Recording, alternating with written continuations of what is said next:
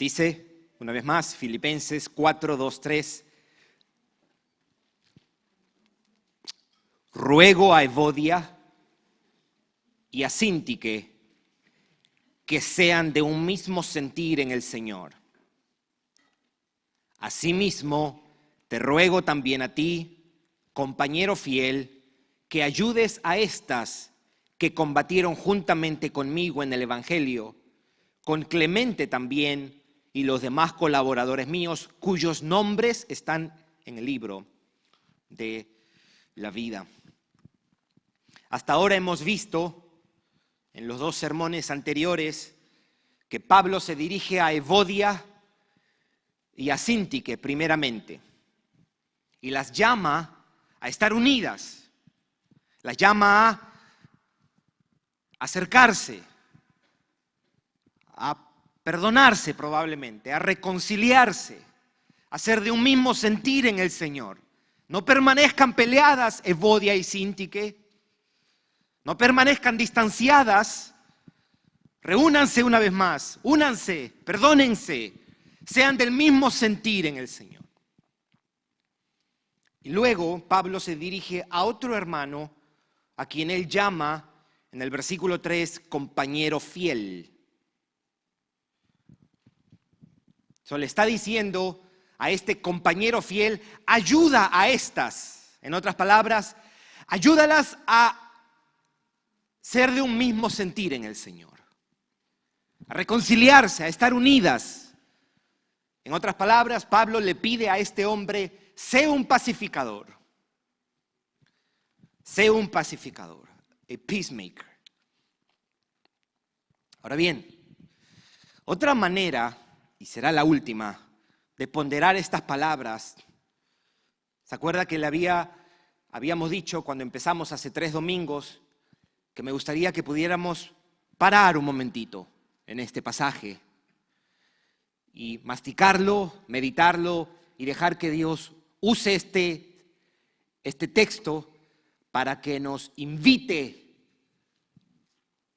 a un mayor compromiso con el amor fraternal, a un mayor compromiso con la paz, con la unidad. Y esta es la tercera vez que lo estamos mirando, y creo que otra forma de estudiar esto de Evodia y Síntique es mirando al mismo Pablo.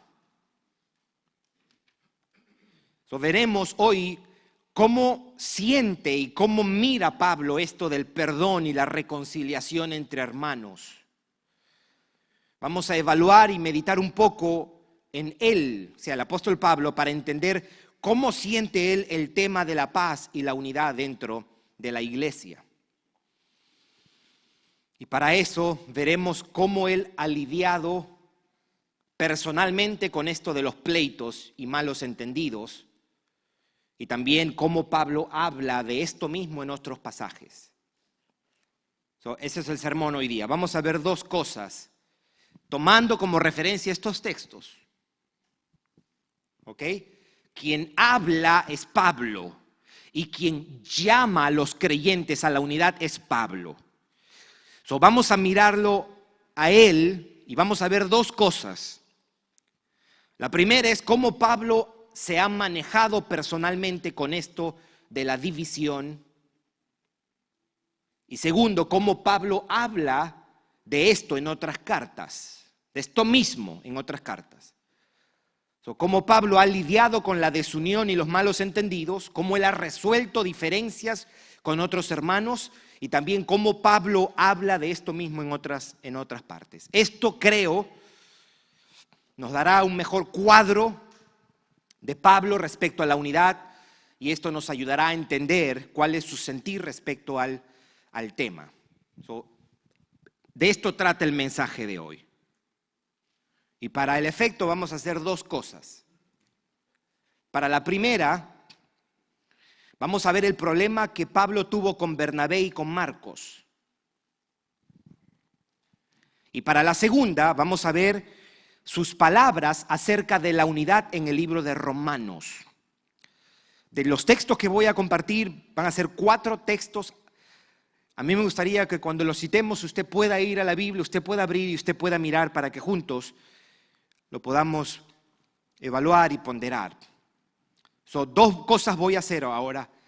Primero es ver cómo ha lidiado Pablo personalmente con las diferencias y los pleitos y cómo Pablo ha hablado acerca de esto, entiéndase en Romanos.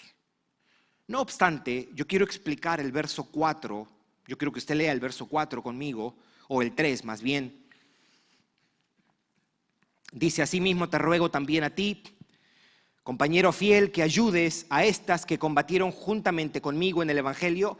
Esta expresión o esta parte, a estas, ¿ok? Estas, ¿ok? Es una referencia a Evodia y Síntique, que combatieron juntamente conmigo en el Evangelio, con Clemente también, y note lo que dice, y los demás colaboradores míos, cuyos nombres están en el libro de la vida. No quiero dejar esto, solamente quiero hacer una breve mención de esto. Pablo termina mencionando con quiénes han trabajado estas hermanas, entiéndase Evodia y Síntique. Y dice que han trabajado con Pablo, ¿verdad? Eso está en el versículo 3. Han trabajado con Clemente y con otros más, o como lo dice aquí, los demás colaboradores míos. Pero como no los menciona, él no menciona a estos colaboradores por nombre, puede dar la impresión de que no son importantes. Y Pablo dice acerca de estos sin nombres que están escritos en el libro de la vida. ¿Notó lo que está haciendo Pablo? O sea, son personas salvas. Y la razón por qué parece decir esto de están escritos en el libro de la vida es como para recordarles que aunque no los reconozca él públicamente, aunque nadie sepa quiénes son, lo más importante es que son salvos y Dios sabe quiénes son. Por eso menciona él, no los menciono, pero ustedes están en el libro de la vida, eso es lo más importante. Muy bien, quiero que piense conmigo en esto. ¿Cómo ha lidiado Pablo personalmente con las diferencias? Alguien diría, ¿y Pablo se peleaba con los hermanos? Yes. ¿Cómo él ha lidiado con las diferencias, con los pleitos? Y vamos a ver la situación que él tuvo con Bernabé y Marcos. Si usted ha leído el libro de Hechos, usted recordará que cuando Pablo y Bernabé comenzaron su primer viaje misionero, Marcos iba con ellos. Pero recién empezado el viaje, Marcos los abandonó. Eso está en Hechos 13:13. Luego, un tiempo después, cuando Bernabé y Pablo iban a comenzar su segundo viaje misionero, Bernabé quiso que llevaran con ellos a Juan Marcos o a Marcos. Y ahí empezó el problema. Yo quiero que usted busque en Hechos 15 para que usted note lo que pasó aquí. Hechos 15, versículos 36 al 39. Hechos 15, 36 al 39. Escuche lo que dice Lucas. Después de algunos días, Pablo dijo a Bernabé, esto es a punto de comenzar el segundo viaje misionero. Pablo dijo a Bernabé, volvamos a visitar a los hermanos en todas las ciudades en que hemos anunciado la palabra del Señor para ver cómo están. Versículo 37 dice, y Bernabé quería que llevasen consigo a Juan, el que tenía por sobrenombre Marcos. Versículo 38, pero a Pablo no le parecía bien llevar consigo al que se había apartado de ellos desde Panfilia. ¿Te está notando ahí? Pablo estaba molesto y no había ido con ellos a la obra. Versículo 39. Y hubo tal desacuerdo entre ellos. En inglés dice a sharp disagreement.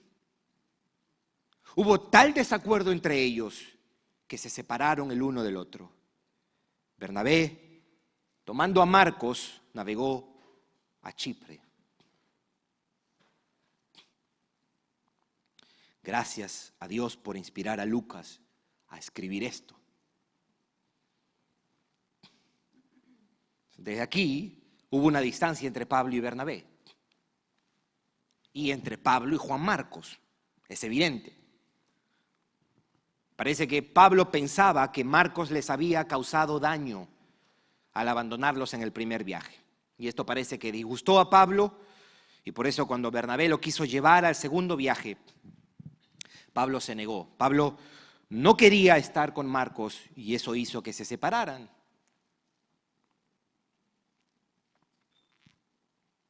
Ahora, la pregunta que deberíamos hacer es, o cuando uno llega a ese pasaje, uno dice, ¿y cómo quedó la relación entre Pablo y Bernabé primero? ¿Y cómo quedó la relación entre Pablo y Marcos después de esto? Y lo cierto es que no tenemos mucha información respecto a cómo quedó la diferencia y problema que Pablo tuvo con Bernabé. No sabemos si al final se reconciliaron, pero yo me atrevería a pensar que sí hubo reconciliación. ¿Y por qué digo esto? Porque en la Biblia se muestra a Bernabé como un hombre conciliador, un hombre pacificador. Bernabé era un pacificador. ¿Por qué digo esto? Usted recordará cuando Pablo, recién convertido, llegó a Jerusalén. ¿Saben lo que pasó, mis hermanos? Ninguno de los creyentes se quiso acercar a él, porque sabían que él era quien perseguía a los cristianos y dudaban si de verdad se había convertido. Ya usted se imagina, si aquí en Broward hubiese un asesino de cristianos y entra por ahí, usted lo miraría raro. Los hermanos miraron raro a Pablo. ¿Sabe quién salvó a Pablo? Bernabé. Bernabé acercó a Pablo, lo defendió. Bernabé intercedió por Pablo e hizo que los hermanos lo recibieran. Y ahora en este caso, Bernabé está intercediendo por Juan Marcos y está dispuesto a separarse de Pablo. Ahora, la otra relación es cómo quedó la relación, o la otra pregunta es cómo quedó la relación entre Pablo y Marcos. ¿Cómo quedó la relación entre Pablo y Marcos? Escuche lo que Pablo dice acerca de la persona con quien se había distanciado. Hay dos textos que a mí me gustaría que miremos juntos. Colosenses capítulo 4, versículo 10. Colosenses capítulo 4, versículo 10, y después vamos a mirar 2 Timoteo. Yo quiero que prestemos atención cómo Pablo se refiere del hermano con quien no había querido estar ya. Colosenses 4. ¿Qué es lo que estamos tratando de ver? Es cómo ha lidiado Pablo con los pleitos, las diferencias. Versículo 10. ¿Lo tiene? Dice, Aristarco se está mandando saludos. Esta es la última parte de Colosenses. Está mandando saludos. Y le está diciendo, la gente que está conmigo, acuérdese, Pablo está en prisión. Y menciona y dice, Aristarco, mi compañero de prisiones, os saluda. ¿Y qué dice después? El sobrino de Bernabé. Quiere decir que ahora Marcos está con Pablo. Acerca del cual habéis recibido mandamientos. Si fuere a vosotros, pregunta, ¿si fuere quién? Marcos. ¿Qué dice? Recibidle. ¿Usted está mirando eso? Versículo 11. Y Jesús, llamado justo, note lo que él dice ahora acerca de Aristarco, de Marcos y de Jesús llamado el justo, que son los únicos de la circuncisión, o sea, judíos, que me ayudan en el reino de Dios. Esta última frase es espectacular. y han sido para mí un consuelo, incluyendo Marcos. Segundo pasaje, 2 de Timoteo 4, versículo 11. Esta es la última carta que escribe el apóstol Pablo. La última carta, 2 de Timoteo. Él sabe que lo van a matar y escuche lo que él dice. Le dice a Timoteo, solo Lucas está conmigo. Toma a Marcos y tráele contigo, porque lo quiero agarrar a trompadas porque nos dejó en el primer viaje misionero. No, porque me es útil para el ministerio. ¡Wow! Hasta los saludos de Pablo son inspirados por Dios, mis hermanos. Estas palabras son especiales. Estos versos demuestran que algo había pasado en Pablo.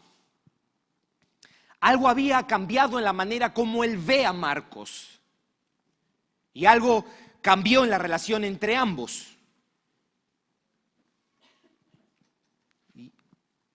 Y es evidente que esto no solo revela la relación, o nos revela que la relación entre Marcos y Pablo quedó restaurada, sino también que Marcos fue restaurado al ministerio, al punto de convertirse en un compañero de Pablo. Podemos asegurar que hubo una reconciliación entre ambos. Porque ahora Pablo, mire lo que dice, que Marcos está entre los que le han sido de consuelo para él. Y aparte de eso, Marcos ahora es útil para el ministerio. Qué precioso este pequeño pasaje, mis hermanos.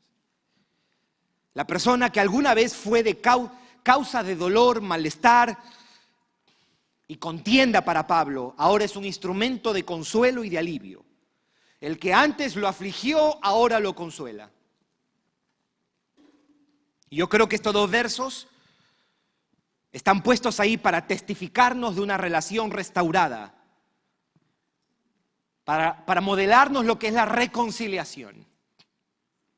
Y están ahí, creo, para animarnos a trabajar en favor de la paz y de la unidad, para exhortarnos a cultivar el amor fraternal, para movernos a trabajar por las buenas relaciones. Es como para recordarnos que incluso los que están distanciados y resentidos pueden perdonarse, reconciliarse y acercarse nuevamente. Incluso aquel o aquella que ha sido causa de dolor y aflicción también puede ser instrumento de alivio y consuelo. Aquí hay un testimonio de una restauración del apóstol Pablo y Juan Marcos. ¿Cómo se siente Pablo acerca de esto? Esto es lo segundo que quiero que miremos. Vayamos a sus palabras. No son las únicas, pero hay algo de especial en estas palabras. No es la única vez. Pablo habla de la unidad en todas sus cartas. Escuche Romanos 15, versículo 15, 5 al 7. Y quiero hacer unas cuantas observaciones a este pasaje y después unas palabras de aplicación para nosotros.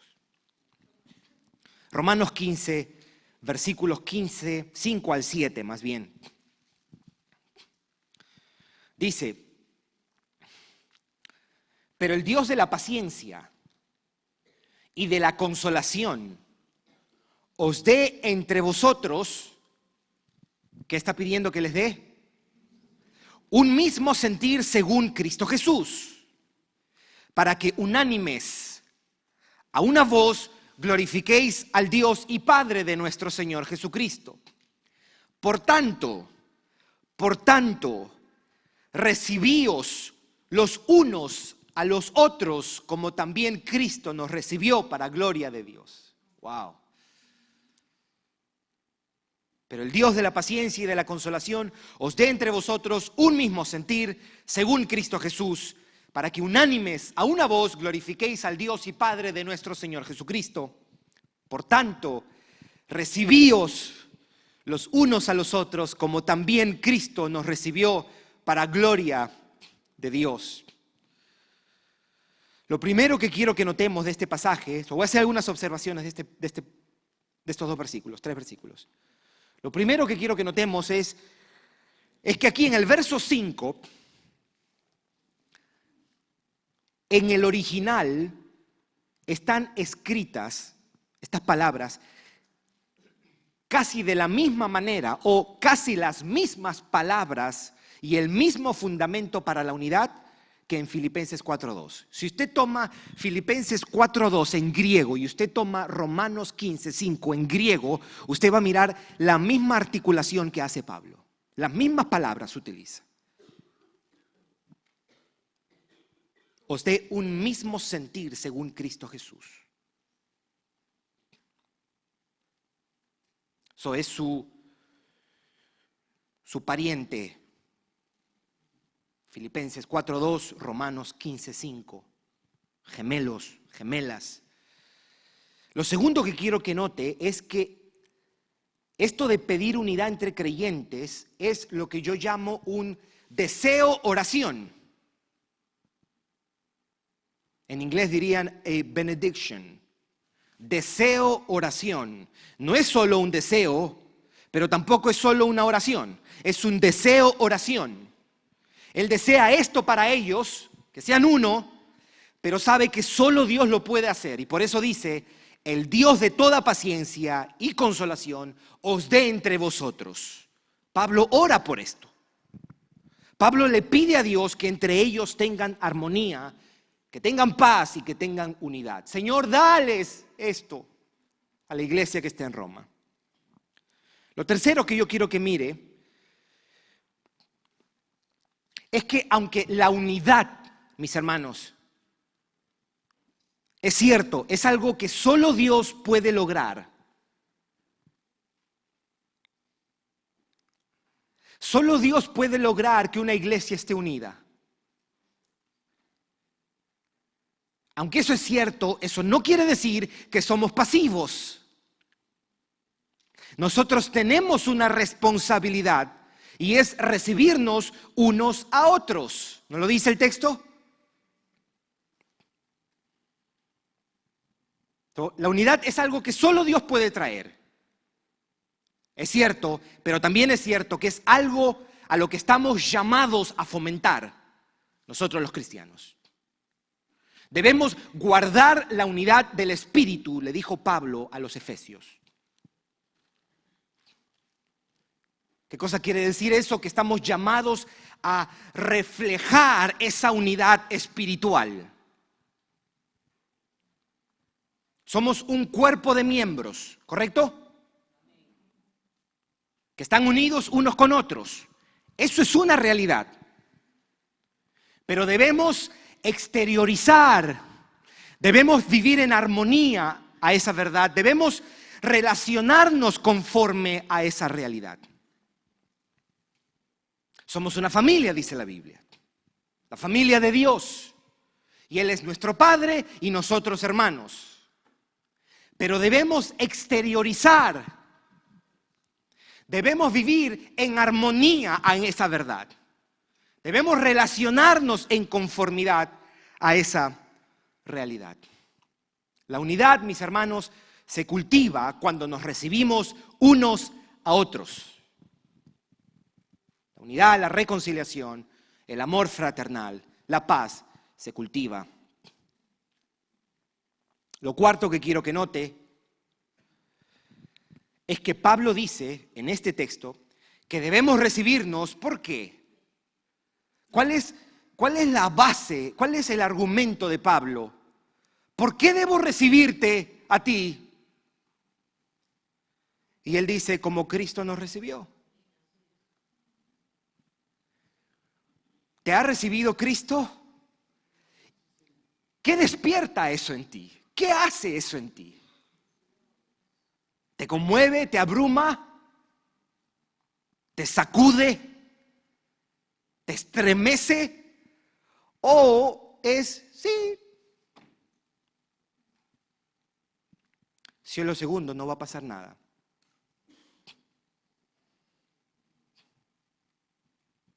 O sea, todo cristiano tiene una obligación de tener una actitud cálida hacia los demás.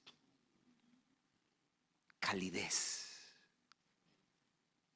Debemos ser personas de un espíritu cálido. En inglés dirían a warmth spirit. Debemos tener una actitud acogedora. A welcoming spirit. En inglés dicen cozy. Cuando algo es acogedor, usted a veces, nosotros por años hemos ido a las montañas de Tennessee con mi familia y estamos una semana allá. Y una de las cosas que más disfrutamos, nosotros vamos a las montañas para quedarnos en la cabaña una semana entera. No salimos. ¿Para qué?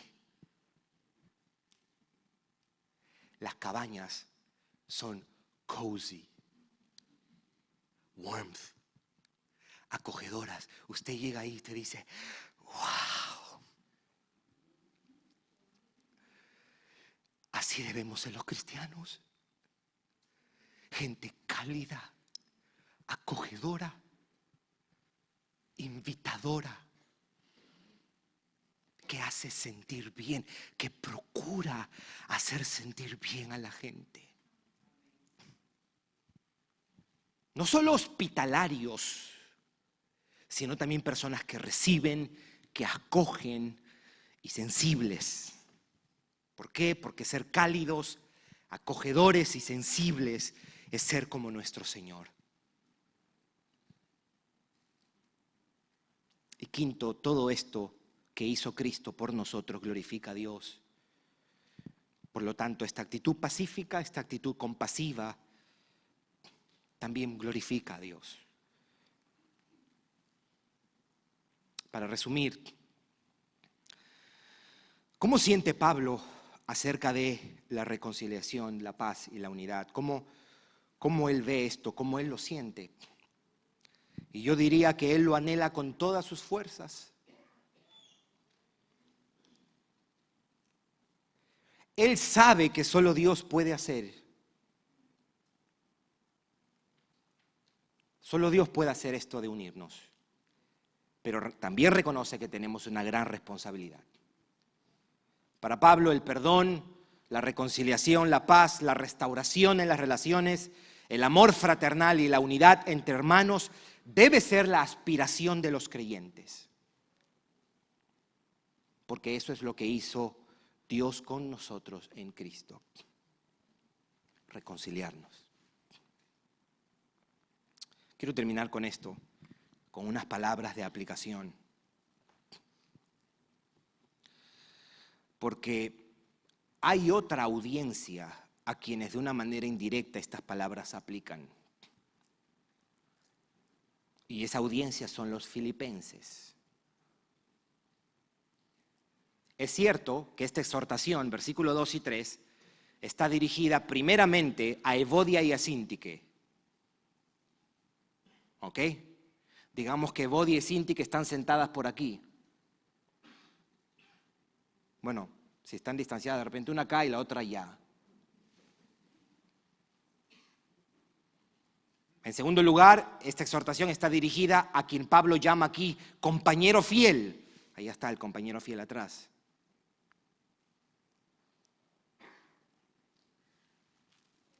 ¿Y el resto? ¿Son curiosos? No. La tercera audiencia es la iglesia entera de Filipos. Esta exhortación, por extensión, también es un llamado indirecto para toda la iglesia de Filipos. Trabajen para la unidad de la iglesia, ustedes creyentes de Filipos. Únanse. Y por extensión, es un llamado a nosotros también.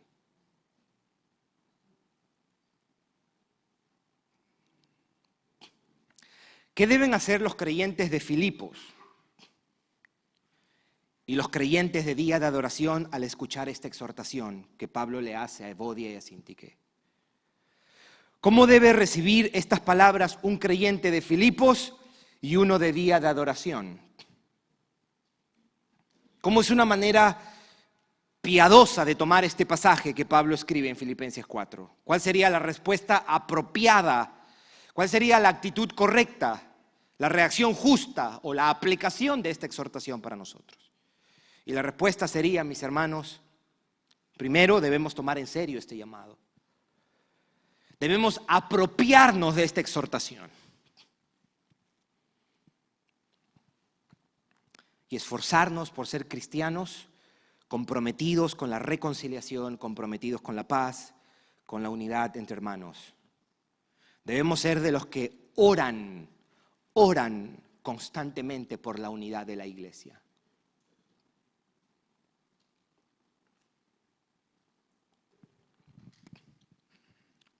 Pídele a Dios. Si estás orando por tu iglesia, una de las cosas que debemos pedir, Señor, manténnos unidos.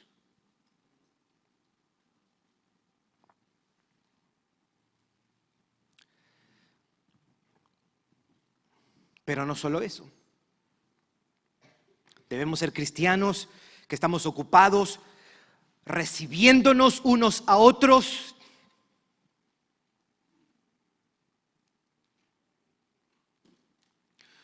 Una de las cosas que más hace crecer a los cristianos es esto.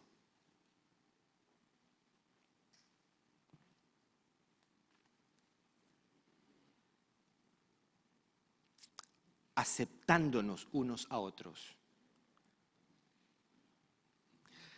Tolerándonos, pero también amándonos unos a otros.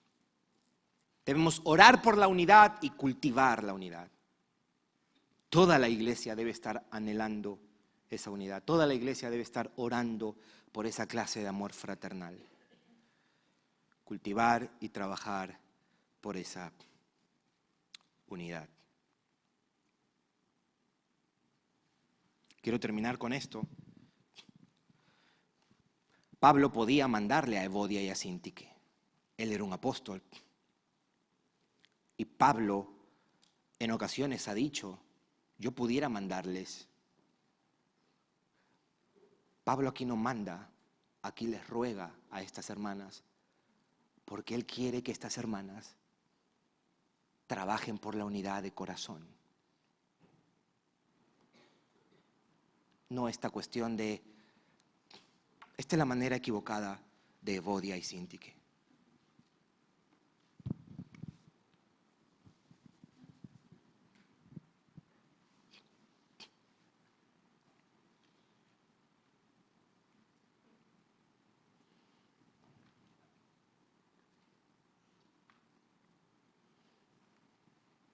No es la manera correcta. No es la manera correcta venir a acercarte a alguien y decirle, ¿sabes qué? Te perdono. Escuché el mensaje, te perdono, ¿ok? Te perdono. Se te fue el mensaje.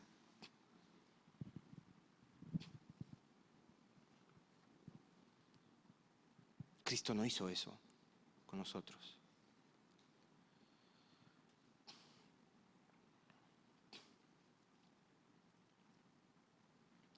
Que Dios nos dé ser gente sensible, humilde, mansa, acogedora, cálidos, que perdonamos, que damos el beneficio de la duda, que no regamos cuando nos ofende a alguien, que apaciguamos, que antes de criticar alabemos. Que Dios nos ayude con eso, mis hermanos, para el bien de su iglesia y para que Cristo sea exaltado. Cuando el mundo escucha el Evangelio,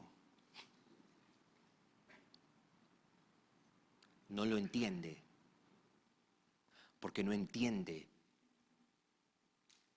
que están muertos en sus delitos y pecados y que necesitan de un Salvador. Pero cuando ven a dos personas dentro de la iglesia perdonarse, soportarse, reconciliarse y amarse, ese lenguaje ellos sí entienden. Y ahí ellos pueden preguntar, ¿y por qué esta gente se trata así?